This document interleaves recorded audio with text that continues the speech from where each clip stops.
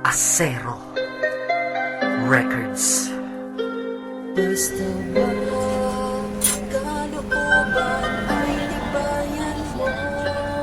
Gigising sa umaga kahit na antok pa nga ako. Kailangang maghanda para pumasok sa trabaho. Sinday ng sigarilyo habang may kapeng barako. Eto aking almusal na araw-araw kong kasalo. Kailangan kong pumasok kahit mayroong trangkaso. Pag di kasi pumasok malaki ang iyong atraso. Sa nagbibigay ng sweldo kung tawagin natin amo. Kailangan doble kayod para amo ay maamo. Sa sobra mong trabaho parang ang sama-sama mo. Sa iyong anak na di mo na laging maasikaso. Kailangan yung buksan ang isipan na sarado. Sa buhay minsan talo at hindi laging panalo.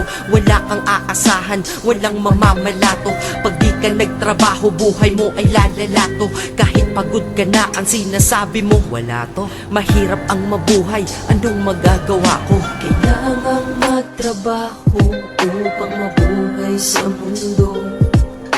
Kung di ka magsisikap, paano aayos ang gulo sa buhay mo?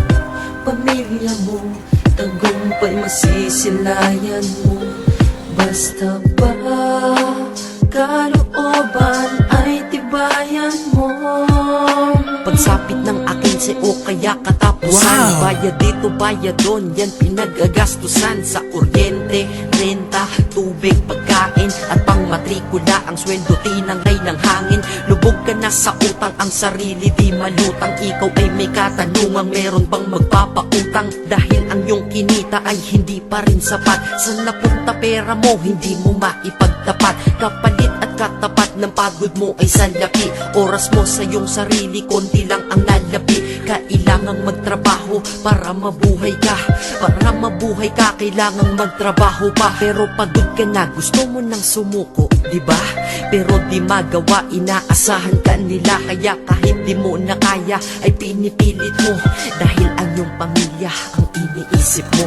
Kailangang magtrabaho upang mabuhay sa mundo. Kung di ka magsisikap, paano aayos ang gulo sa buhay mo?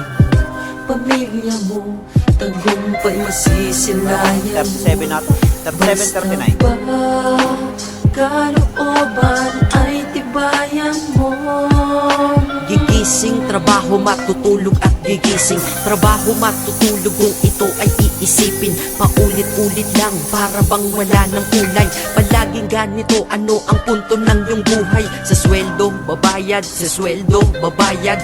Kakasweldo lang pero ubos ang pera kagad. Ito ba talaga ang binigay na kapalaran? Hindi ka mabubuhay kung hindi mo babayaran. Mahirap pala to, sana maaga kong nalaman. Para kang malayang preso pag di ka anak mayaman. Dahil aking napuna kapag bumiyahe sa umaga. Mga tao sa paligid ko hindi rin maligaya. Tayo ay mga alipin sa moderno na lipunan. Magandang kinabukasan, kailangan pag-ipunan. Pero pagkatapos nun, ano ba ang kasunod? Ika'y magkakasakit, mamamatay ka ng pagod. Di ba napakalupit? Ganito ba talaga habang nabubuhay?